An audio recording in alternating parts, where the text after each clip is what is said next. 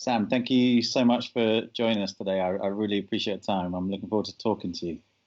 Yeah, happy to be here. Thanks for having me.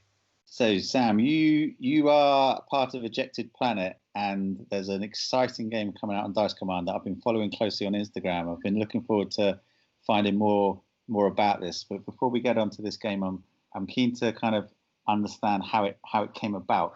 Please tell me the origin story. Sure. I started Ejected Planet to make games about 3 years ago, so started out just exploring, figuring out what sort of games we wanted to make, so I ended up finding a local designer and artist, Tyler Holman, who great artist, very comic book origin artist, and we started making a board game called Legends Will Fall, and arena brawler, lots of monsters and that sort of thing, very classic combat. We were very excited about it, and so we were actually planning on launching it at the start of this year. We had shown it around at a few local cons last year, and then this year in April we had booked 5-6 conventions to take this game around, and they were all canceled. And so you're kind of left with sort of a decision to go. We needed to go digital, essentially, is what happened. And so we had been kicking around a bunch of other ideas, as game designers always do, and we had sort of this much simpler, faster idea. One of the problems with the other game would be that we were worried that it would be kind of too complicated for the digital simulation, tabletop sim, and all that sort of stuff. Mm-hmm. So we built something really quick and started having a lot of fun with it. And we were just got really into it, really into the design, and that's sort of how Dice Command came to be. Okay, so do the two games share mechanics, and is it a similar sort of game, just with a new theme and simplifies for online? Not at all, actually. They're very they're both combat games, like they're both conflict, that sort of thing. But no, in terms of mechanics, they share very little. And we still plan on returning to Legends once things, sort of settle down. But Dice Command is, our primary focus right now.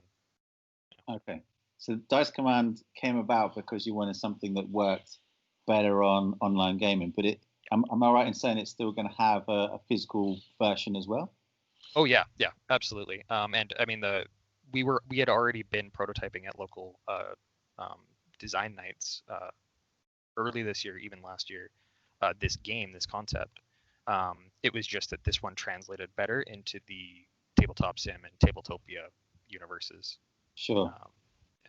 Okay, so if one good thing's come out of the last crazy 6 months is that you guys found a way to try and get games out using the explosion of everybody using digital table gaming now for, I guess, a chance to get more games out to people a lot quicker, right? I mean, it must be frustrating that the first games had to be put on pause, but then this whole new thing's been born from it. Yeah, absolutely. It's been amazing how many people we can play with, and people from all over. When we were working on the previous game, we relied a lot on local support, and there's a great community here. We're in Alberta, Canada, and there's a couple designers with Kickstarter games. There's also just a lot of small communities around with great game nights and that sort of thing. So we had a lot of support locally, but what really blew us away is when we went digital. We're playing with people. I remember Tyler said, I looked at Tyler's schedule and he was playtesting with a guy in Iran, Greece, Germany, the United States, all over Canada. So it just, the reach that we've been able to get with digital gaming has been really, really wonderful. That's amazing. So there's a Kickstarter for Dice Command coming out later this autumn, right? Fall, yes. And I guess the plan there is for the physical game to come out, but people can start getting a chance to try the online version from now, yeah? Yes, absolutely. It's free to play on Tabletopia. So you can go check it out. The link is on our website, dicecommand.com. And yeah, also we're always looking for people to test. We're happy to test with people. Gameplay is currently 2 to 4 players, so we're looking for all sorts of testing. We actually just, we have a bunch of blind tests happening right now, which is always fun. Awesome. So yeah, always looking for people. So give me the pitch. What's the game like? Why is Dice Command fun? What's the thing that's getting all these people from around the world wanting to play the game with you guys? Sure. So Dice Command is a tactical, abstract dice rolling combat game. You've got basically a bunch of just regular old D6s representing your army, but those D6s get to do all sorts of actions and progress your army in a very straightforward but deep tug of war. So you start out with you have a battlefield, kind of like we've got a couple themes, but Beach of Normandy style map where you play into this, you play your army out and advance them down, trying to get behind your enemy's front lines. And so we've got a bunch of elements of sort of worker placement, so dice workers to sort of generate an engine and build up and upgrade your army to sort of push and finally defeat your opponent. What's great about it is you get all that in a really tight 30, 45-minute game. So this is not your big epic war battle. This is a skirmish. This is one battle of many wars. So you get to throw it down, and we have a lot of like, all right, we're running that back. I gotta play another one against you, sort of thing, right? Like, it's repeatable, and it's about that sort of quick skirmish fight with all those great mechanics. So how does it work? Are there going to be different maps? Is it different scenarios? How's it going to work? You have a core command center that always has all of your actions that is the same game to game that you can play actions onto and upgrade through the game to make stronger and stronger to help advance you through. There's a rotating market going of extra actions that you can take advantage of to sort of change things up turn to turn. And then each game, there's actually a randomization of facilities that are in the battlefield that you can go sort of king of the hill control to get an edge that way. And we have a couple other module Kickstarter stretch goals, hopefully that'll shake up some things even further. But that's coming soon. Sounds like a lot of fun. How have you found the process developing this in lockdown? Has it been easy? Are you close to your co-designer? Can you guys hook up, or has it all been virtual? It's all been virtual, but we've got a very, very good workflow now. We play each other. We've played each other on the game dozens and dozens of times. He's logged. I think he's played it hundreds of times at this point with people around the world. It's been a great learning experience, and it's been kind of good to sort of, I don't know, grind us out into this Kickstarter process has been really good for really grinding down to what matters and getting the game really polished and clean. Yeah, sure. But it's definitely finding that groove has taken a while. I can imagine. So with a few weeks to go now until the Kickstarter launches, where's your head at? How are you feeling? Well, we're always trying to find more people. It's marketing at this point.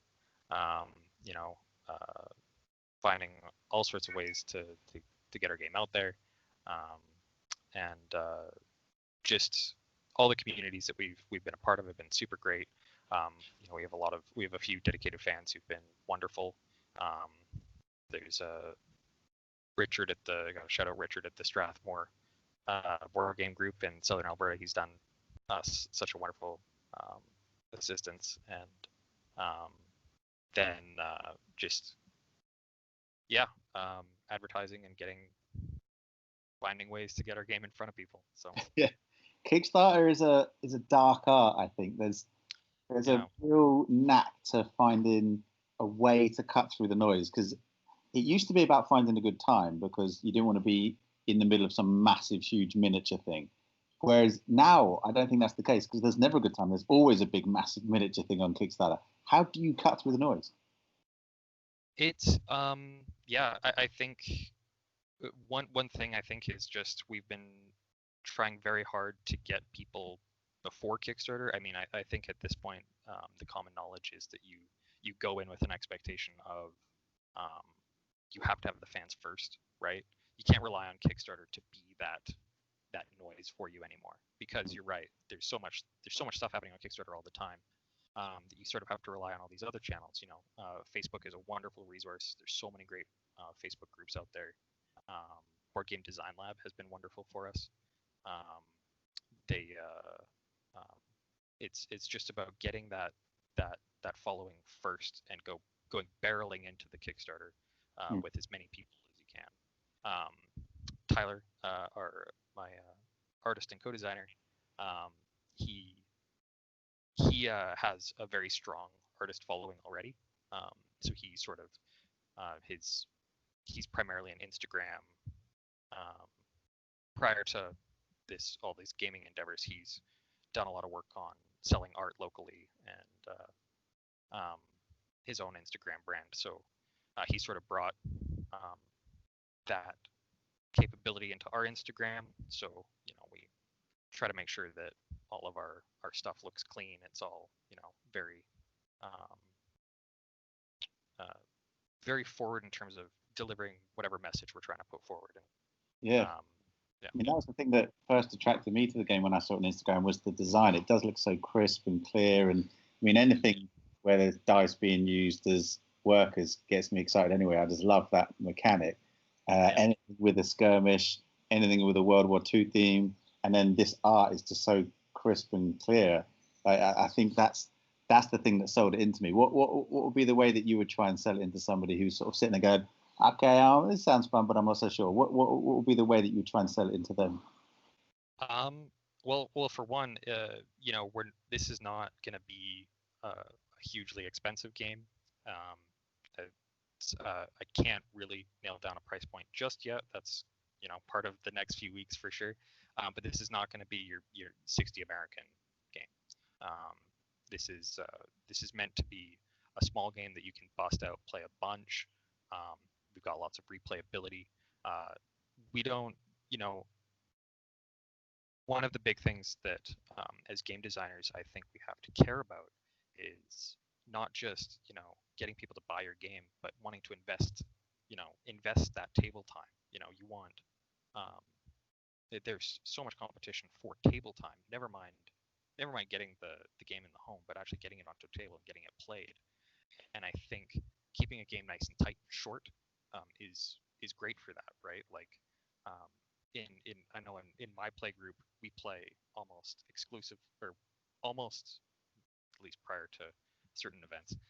Our pattern was always bust out something interesting that's in the 30 to an hour and a half range, and then bust out whatever horrifying 4-hour legacy game we're currently working on, right? Like and you get to experience so many more. I think part of the joy of board gaming is that mechanics are so wildly different between games, right? That's the sort of the joy of it, that you can bust out these different board games and see there's some common mechanics but very different takes. It's always something new mechanically with each board game, and I think that's what we've tried to deliver here, something tight with really tight mechanics that's quick. So Ejected Planet, I'm fascinated. Where does the name come from? What's the inspiration there? So I guess sort of when started the company, it was very much like the sort of imagery we're going for is you've got the planet part of a system, and something crazy happens and suddenly it's all out on its own. Ejected Planet is sort of a term for a planet that's been thrust out of its solar system. So that's sort of the sort of what we're going for. Very independent, no roots on anything else. That's the sort of branding that we're going for. And I mean, our first game was sci-fi themed, so it fit a little bit better. We've since migrated to more whatever we feel like, but that's fine. Cool. I like it. I like the theme. It works well for me. So with Dice Command, it seems to me like it's got a lot of opportunity to scale across multiple scenarios, multiple different points of history. You've got this really cool tight mechanic, like you say, that could work across a bunch of levels. Is that in the back of your mind? Are you thinking if this works well, you could scale it out to different things? Absolutely. We have already so of course this is all pending how our Kickstarter performs. But we've got a one-player campaign that we're working on. Solo gaming has exploded in the past 6 months for obvious reasons, and so we've actually had a bunch of fans reach out to us and be like, I would really love solo mode for this, and so we've been coming up with some ideas, and hopefully we'll have some stuff to share on that soon. Also, we have a few expansion concepts already, sort of in the chamber. But yeah, theme-wise, we can take it.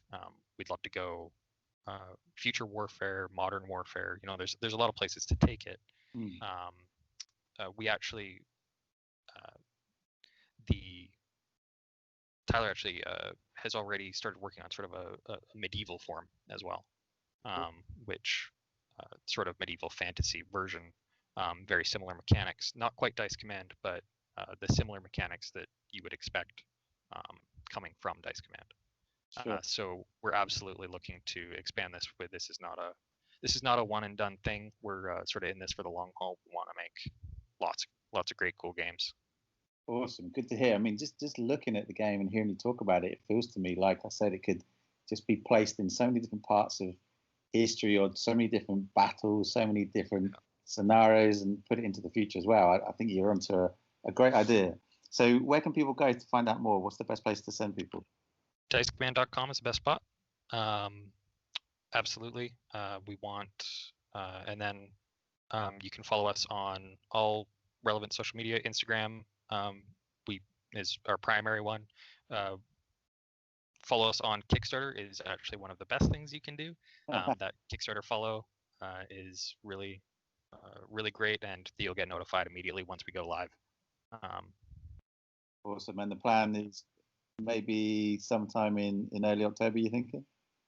Yeah, so within about a month.